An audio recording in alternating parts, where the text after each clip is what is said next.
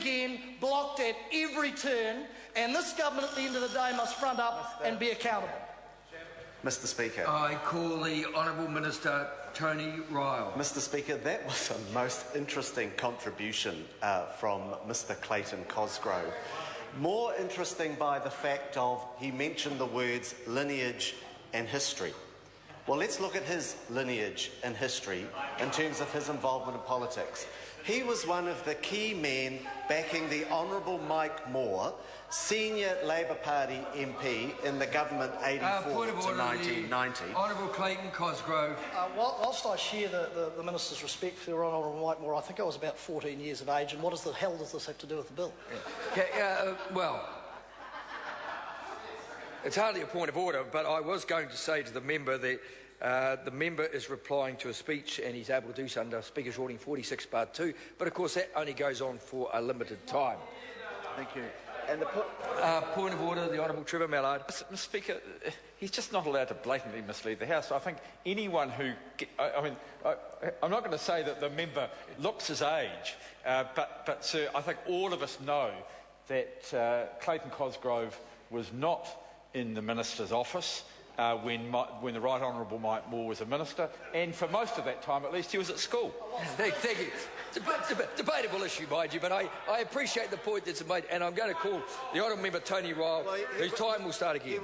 He was certainly very active out there on the streets in support of Mike Moore, but the reason is this.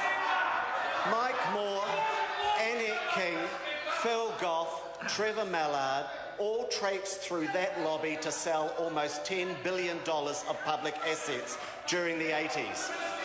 Mike Moore, Annette King, Phil Goff, until recently the shining lights of the Labour Party opposite, together with Trevor Mallard, under urgency, time and time again, went in and flogged off $10 billion worth of public assets. Look, Parliament couldn't be debating this bill at a more important time. When you look at what's happening on our television screens every night, what's happening in Greece, what's happening in Spain, what's happening in Portugal, countries that are not in control of their debt are losing control of their destiny. And unless governments take decisive action to control their debt, then their economic situation gets a lot worse. It's worth reflecting on debt because this bill is about helping New Zealand control our debt. And controlling our debt becomes more important by the week when you see what's happening internationally. In 2008, as this government led this country and took over, we had a national debt of $8 billion. Today, it's $52 billion, as this government has moved to soften the sharp edges of recession. In 3 years' time, it'll be $72 billion. $72 billion. New Zealand cannot let its debt get out of control, and that's the reason why this government is taking decisive action to do this, because it's part of a wider plan that this government has to help control debt and manage our economy into the future. But over the next few hours of this debate, our members are going to hear a lot of disingenuous arguments from the members opposite. You're going to hear, as you did with Mr Norman, that this does not reduce debt. That's what he said. This does not reduce debt.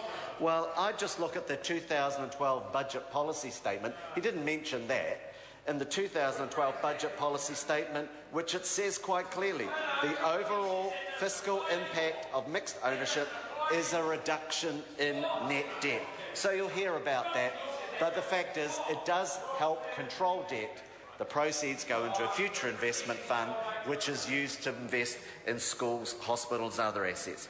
The second argument, which has just come up in the last few days, is this will push up prices. But it's completely inconsistent with the speech that Mr Cosgrove just gave. Mr Cosgrove said he brought the chairman of the boards before the powerful select committee, and they all said they wouldn't do anything different if they were public or private. That's what Mr Cosgrove said.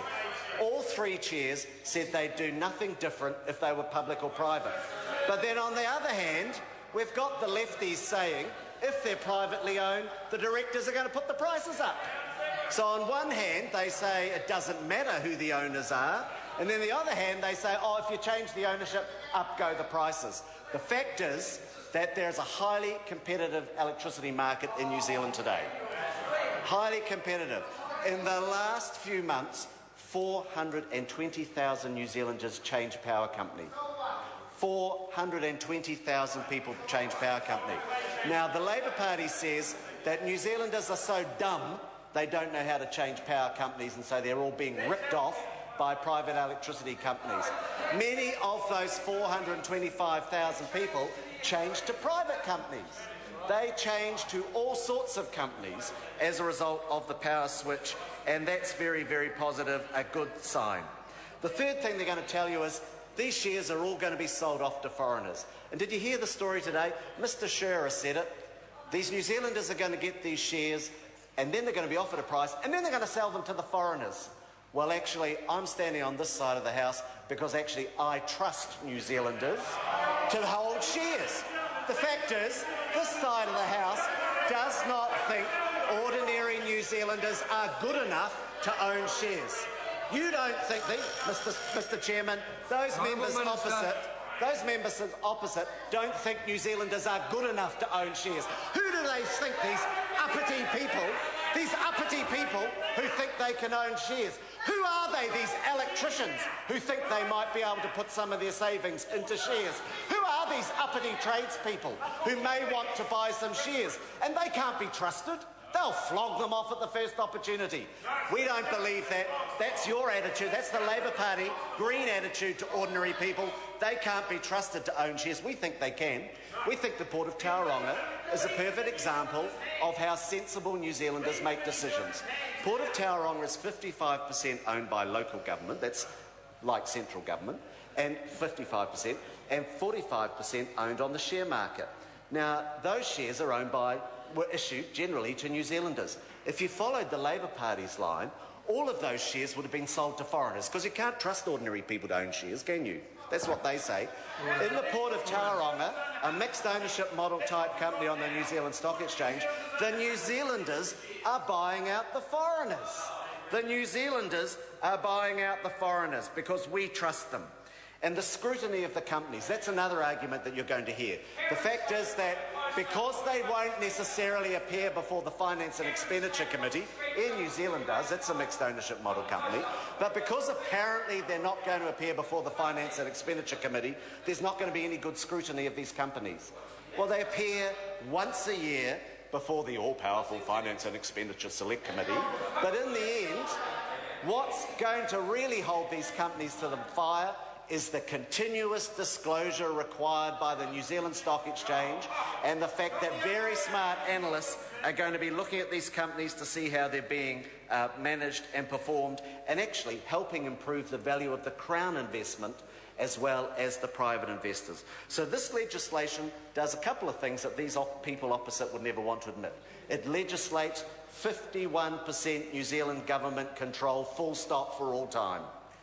51% full government ownership for all time, full stop. And it puts a limit of 10% on any one shareholder. 51% government control, 10% on any shareholder. And that is important, and that's what's being enshrined in this legislation. So over the next few minutes and hours, members opposite and members listening will hear a lot of arguments. But remember, they're being made by the party that sold almost $10 billion of public assets. But here's the difference. They never told the public they were going to do it. When Annette King, Phil Goff, all the other members on the front bench, David Parker, Grant Robertson, Clayton Cosgrove, when they were out campaigning for Labour in the 80s, did they ever tell the people they were going to sell telecom to the Americans and Fay Rich White? No. Did they ever go and tell them that they were going to sell a whole lot of the forestry rights to foreigners? No. Did they ever tell them they were going to sell the shipping corporation to foreigners? No. They kept it a secret in the 1987 election. They kept it a secret that they were going to have these sales. This government's done the complete opposite. We campaigned on this issue. We told everybody about this plan and these 5 companies in January 2011. We weren't like Phil Goff, Annette King, Trevor Mallard, and kept it quiet and never got a mandate for it. This party got a mandate in the election.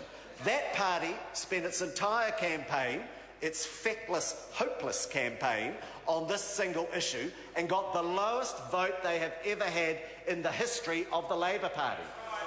The lowest vote they'd ever had in the history of the Labour Party. This party... Oh, 1915 they got lower. Right, but the lowest vote ever in the history of the Labour Party, this party got the highest vote ever in the history of an MMP election. So the contrast could not be more stark.